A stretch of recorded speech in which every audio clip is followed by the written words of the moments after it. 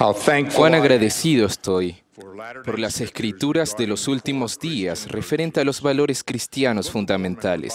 El Libro de Mormón se nos da una visión de la relación entre la paciencia y la caridad.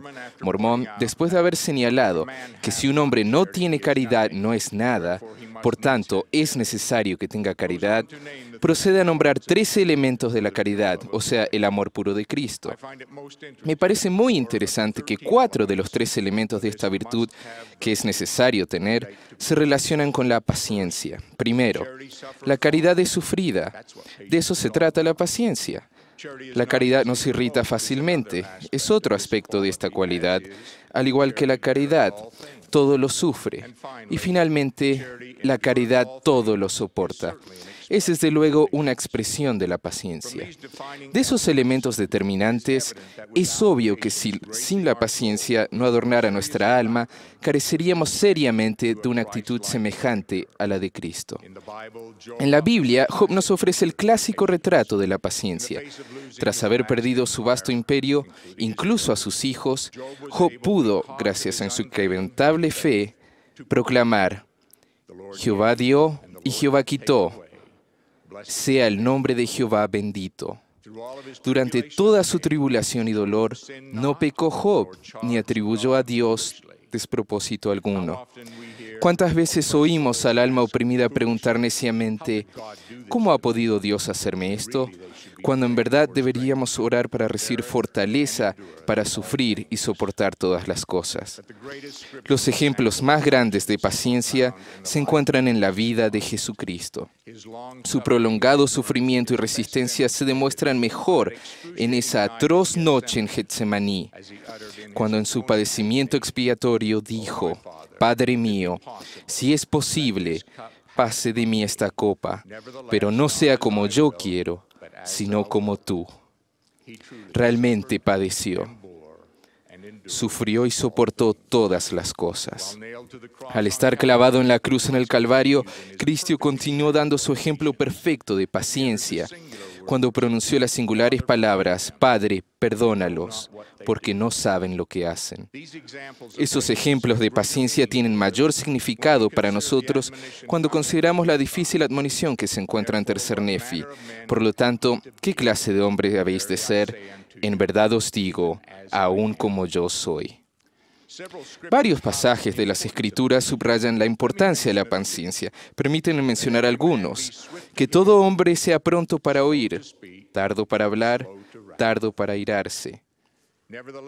Con todo, el Señor considera conveniente castigar a su pueblo. Sí, Él prueba su paciencia y su fe. En Mosía, el rey Benjamín nos enseña que seremos un hombre natural, enemigo de Dios, hasta que nos sometamos al influjo del Santo Espíritu por medio de la paciencia y de otras virtudes. José Smith declaró: la paciencia es divina. ¿Es la paciencia importante y digna de que le consideremos y le procuremos? En verdad lo es, y evitaremos estar en la denigrante clasificación de nada que se utiliza para catalogar a los que no tienen caridad. Lo es si deseamos ser menos hombres naturales enemigos de Dios. Lo es si deseamos ser celestiales y esforzarnos por llegar a ser conforme a la manera de Cristo. El hombre impaciente y natural nos rodea. Lo vemos manifestado en los reportajes de padres que, en un ataque de furia, maltratan a un niño, incluso hasta la muerte. En las carreteras, los casos de impaciencia al conducir un vehículo o de la ira al volante dan como resultado accidentes violentos y en ocasiones la muerte. En un nivel menos dramático, pero mucho más común, tenemos estallidos de mal genio y de palabras ásperas que se dicen cuando hay filas de espera muy largas, que no avanzan, interminables llamadas telefónicas de vendedores o niños que son reacios a responder a nuestras instrucciones. ¿Les suena familiar alguno de ellos? Afortunadamente, hay casos de gran paciencia que pocas veces aparecen en los reportajes, pero que son maravillosos. Hace poco asistí al funeral de un amigo. de toda la vida. Su hijo relató un hermoso ejemplo de la paciencia de su padre. Cuando el hijo era joven, su papá era dueño de una concesionaria de motocicletas. Un día recibieron una remesa de nuevas y relucientes motocicletas y las alinearon todas en la tienda. El muchacho hizo lo que cualquier jovencito hubiese querido hacer y se subió a la que estaba más cerca de él. Incluso la encendió. Entonces, cuando decidió que ya casi se había excedido los límites que le era permitido, saltó para bajarse. Para su concentración, al hacerlo, hizo caer la primer moto y luego, como una hilera de dominos, todas se cayeron, una tras la otra. Su papá escuchó el estrépito y se asomó de por detrás del tabique donde trabajaba. Sonriendo lentamente le dijo: «Bueno, hijo, más vale que arreglemos una y la vendamos para poder pagar el resto». La respuesta de mi amigo personifica la paciencia de los padres. La paciencia se podría considerar como una virtud que lleva a otras y que contribuye al progreso y a la fortaleza de virtudes tales como el perdón, la tolerancia y la fe. Cuando Pedro le preguntó a Cristo cuántas veces debía perdonar a su hermano, Cristo respondió 70 veces 7, en vez de solo las 7 que Pedro había propuesto. Perdonar 70 veces 7 definitivamente requiere una gran medida de paciencia. El elder Neal A. Maxwell ensalzó la paciencia con la fe cuando enseñó: «La paciencia está estrechamente vinculada con la fe en nuestro Padre Celestial. En realidad, cuando somos impacientes indebidamente, estamos insinuando que sabemos lo que es mejor, aún más que Dios, o por lo menos estamos afirmando que nuestro horario es mejor que el de Él». Nuestra fe solo puede aumentar si estamos dispuestos a esperar con paciencia a que los propósitos y los planes de Dios se desenvuelven en nuestra vida, según el horario de Él.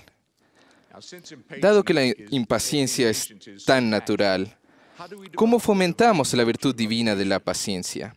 ¿Cómo convertimos nuestro comportamiento del hombre natural al de paciente y perfecto ejemplo de Jesucristo?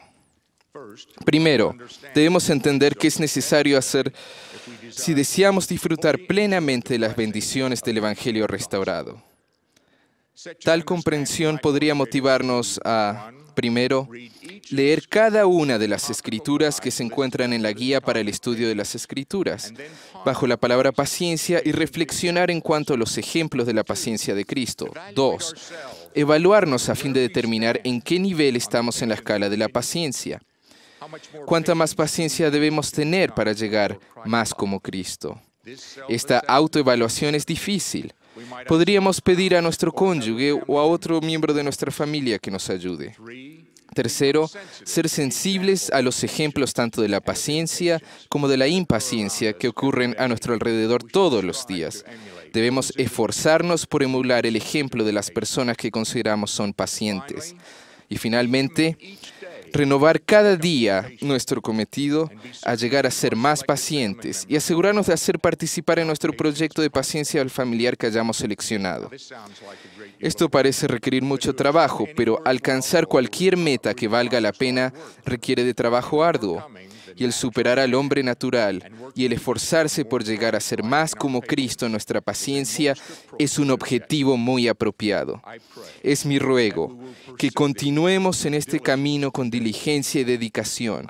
Testifico que Jesús es el Cristo y que Él está a la cabeza de esta iglesia, guiándonos por medio de un profeta viviente, y que Él bendice cada esfuerzo por llegar a ser más como Cristo.